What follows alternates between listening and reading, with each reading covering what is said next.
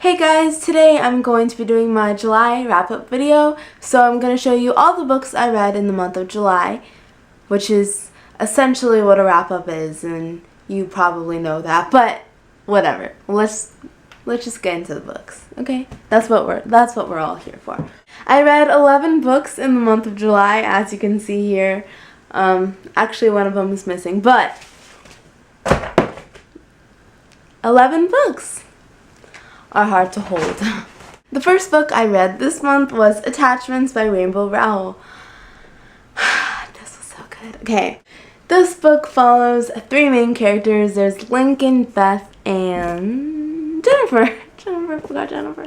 So there are three main characters in this book: Lincoln, Beth, and Jennifer. And Lincoln is like this 20-ish-year-old who works as this internet security monitor, so he just monitors the company's emails and just has to make sure people aren't, doing anything that's not work related, if you know what I mean. Through Lincoln, we are introduced to the characters Jennifer and Beth, who are employees for the company. They're writers, and they're really good friends, and they're always emailing each other, and not work-related emails, which could get them in serious trouble. But Lincoln he thinks they're really funny, and he just keeps reading their emails. He sort of develops a crush for one of the girls. This is definitely not the typical plotline, because two out of the three main characters we don't actually meet in person until later. It's cool though, it kept it really interesting. I definitely liked all the characters, even though they're older than me. I felt like I could still relate and understand the story, and I still thought it was really entertaining and stuff. Rowell's writing is just so good. It's humorous, it's lighthearted, and it grabs you into the story. The Boy in the Striped Pajamas by Boyne. This follows the story of a 9-year-old kid named Bruno who is living in Germany during World War II and the Holocaust, and his father just happens to be a high-ranking official for the Nazis. So Bruno and his family move out to the country, and basically they're living right next door to a concentration camp, and Bruno is totally oblivious to everything. He doesn't understand what, the fences in the distance and all those kids wearing the striped pajamas. He just totally is unaware of what's happening around him and what his dad actually does as a job. And so that's sort of the premise of the story. I like this book, but I wasn't in love with it. It's hard when the main character is so young and so naive and doesn't understand that his dad is actually a really terrible person, and he doesn't understand what's happening. I mean, there's so much information being left out because Bruno is so innocent. You really don't even know what concentration camps are like because Bruno doesn't know what they're like. And so for me, it wasn't effectively telling the story of the Jewish people and anyone else who had suffered through the Holocaust.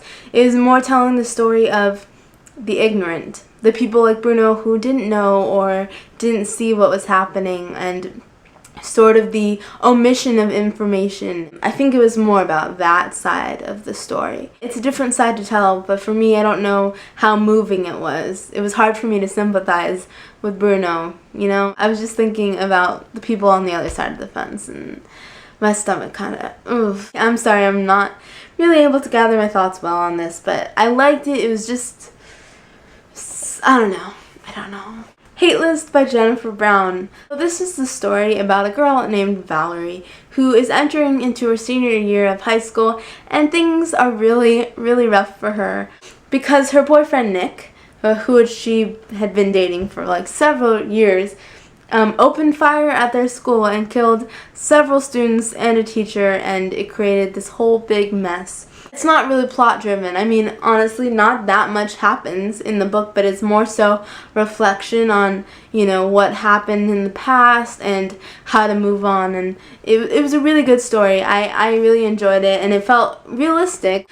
The Lion, the Witch, and the Wardrobe by C.S. Lewis, and I'm just going to throw it in here, Prince Caspian. These were the first two books I read for the BookTube-a-thon. I was going to read the whole Chronicles of Narnia series, but The books are very similar, and it was kind of hard to read them back to back, so I'm gonna space them out. Overall, I really like these stories. They're very magical, very light, enjoyable reads.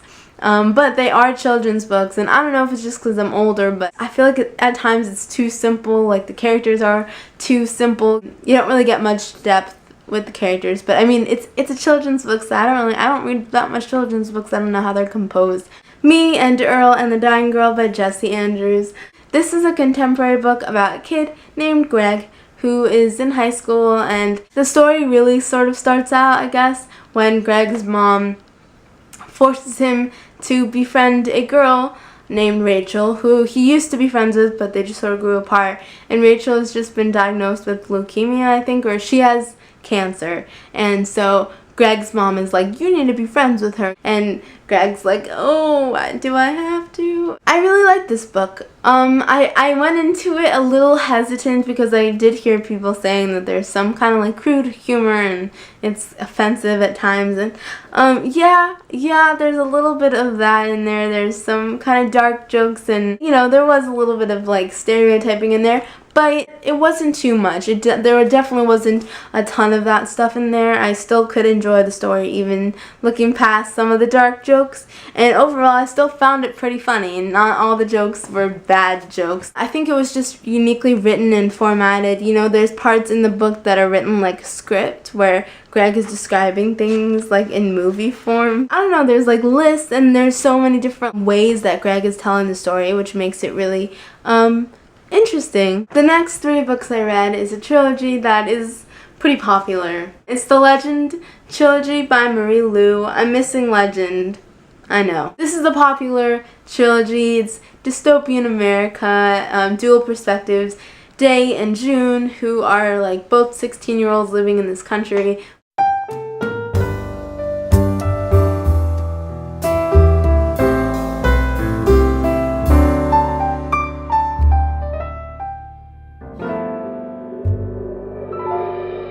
This is an American classic about a kid named Holden who's just been kicked out of boarding school, and he decides one day he's gonna leave, and he goes off to New York City. And this book takes place like over the span of a couple of days. It's a coming of age story, and it's one a lot of people know.